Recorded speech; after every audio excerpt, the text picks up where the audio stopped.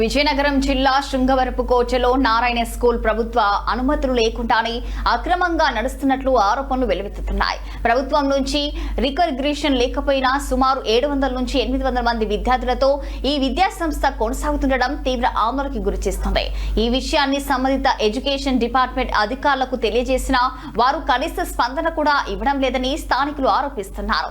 Srungavarapukota MEO పలుమార్లు నోటీసులు జారీ చేసినా వాటిని పూర్తిగా పట్టించుకోకుండా మమ్మల్ని ఎవరు ఏమి చేయలేరు అన్న ధీమాతో స్కూల్ నిర్వాహకులు వ్యవహరిస్తున్నారని వాపోతున్నారు.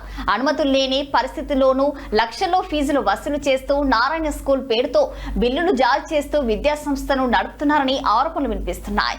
ఈ వ్యవహారంపై జిల్లా స్థాయి అధికారులకు ఫిర్యాదు చేసినా కూడా చర్యలు తీసుకోకపోవడం అనుమానాలకు తావిస్తుంది. ఇప్పటికైనా ప్రభుత్వం మరియు విద్యాశాఖ అధికారులు స్పందించి అక్రమంగా నడుస్తున్న స్కూళ్లపై కఠిన చర్యలు తీసుకోవాలని, పిల్లల బంగారు భవిష్యత్తును కాపాడాలని తల్లిదండ్రులు, స్థానికులు డిమాండ్ చేస్తున్నారు.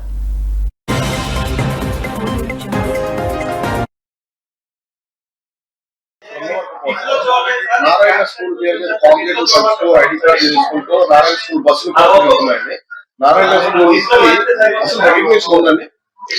ఎస్కోట మండలంలో ఎస్కోట గ్రామంలో నారాయణ అనే పేరు మీద ఏ విధమైన పాఠశాల లేదు.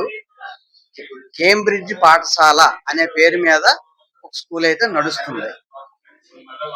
కేంబ్రిడ్జ్ అనే పాఠశాల పేరుతోనే దానికి రికగ్నిషన్ కూడా ప్రైమరీకి కానీ కొన్ని హై స్కూల్ కానీ కేంబ్రిడ్జ్ అనే పేరు మీదే రికగ్నిషన్ గవర్నమెంట్ ఇవ్వడం జరిగింది. తప్పితే నారాయణ అనే పేరు మీద రికగ్నిషన్స్ అనేవి లేవండి.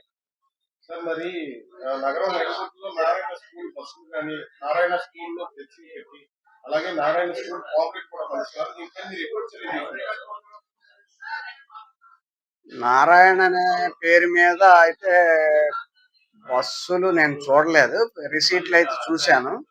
చూసిన దాని మీద ఇలా రిసీట్ ఇవ్వకూడదని మేము చెప్పడం జరిగింది, నోటీస్ ఇవ్వడం జరిగింది. ఆ నోటీస్కి వాళ్ళు ఆన్సర్ చేస్తామన్నారు. దానికోసం వెయిట్ చేస్తున్నాం.